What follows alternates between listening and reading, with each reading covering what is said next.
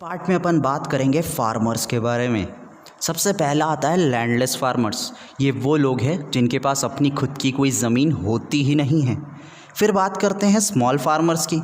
Small farmers वो farmers हैं जिनके पास ज़मीन तो होती है पर वो बहुत छोटी होती है।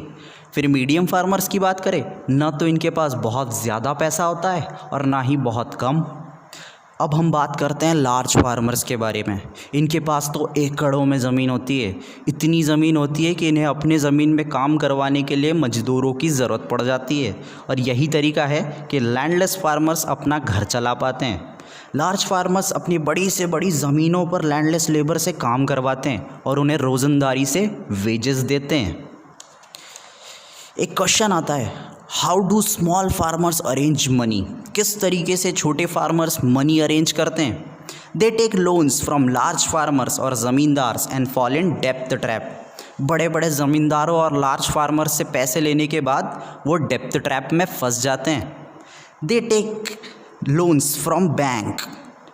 आजकल तो बैंक भी उन्हें लोन देती है पर ये लोन उन्हें चुकाना भी पड़ता है। अब हम कुछ नॉन फार्मिंग एक्टिविटीज़ की बात करेंगे। नॉन फार्मिंग एक्टिविटीज़ यानी वो एक्टिविटीज़ जो एग्रीकल्चर के अलावा किसी भी विलेज या रूरल एरियाज़ में अपनाई जाती है। सबसे पहला होता है डेयरी। एग्रीकल्चर के बाद सबसे ज़्यादा गाँव में डेयरी फार्मिंग ही होती है। इससे मुझे बचपन की एक कहानी याद आ जाती है। मुझे बचपन में ऐसा लगता था कि वाइट कलर की गाय वेनिला वाला दूध देती है, ब्राउन कलर की गाय चॉकलेट वाला दूध देती है और ब्लैक कलर की गाय सिर्फ गोबर ही करती रहती है, पर ऐसा कुछ है नहीं। सेकंड पॉइंट आता है स्मॉल स्केल मैन्युफैक्चरिंग, जैसे पॉट्स मैन्युफैक्चर करना, बास्केट्स मैन्युफैक्चर करना एक्सेट्रा। फिर शॉपकीपर्स, वहाँ पर जो छोटी छोटी किरानों की दुकानें होती है वो भी तो एक बिज़नेस ही है, तो इसीलिए शॉपकीपर्स भी एक नॉन फार्मिंग एक्टिविटीज़ हो जाता है। फिर फोर्थ पॉइंट आता है ट्रांसपोर्टेशन। वहाँ के गांव के कुछ ऐसे भी लोग होते हैं जो ट्रांसपोर्टेशन को अपना दिनचर्या बना लेते हैं, अपना जीवन करियर बना लेते हैं। तो ऐसे लोग बस चलाते हैं, कंडक्टर बन जाते हैं या फिर गांव के इंटरनल ट्रांसपोर्टेशन में वर्क करते हैं।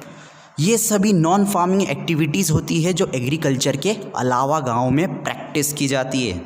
इसी के साथ ये चैप्टर ख़त्म होता है। मैं उम्मीद करता हूँ कि आप सभी को ये चैप्टर अच्छे से समझ में आया होगा। मेरी तरफ से इस क्लास के लिए एक ही एडवाइस है कि हर दिन कम से कम 1 घंटा सेल्फ स्टडीज़ ज़रूर करिए। Thank you and have a nice day.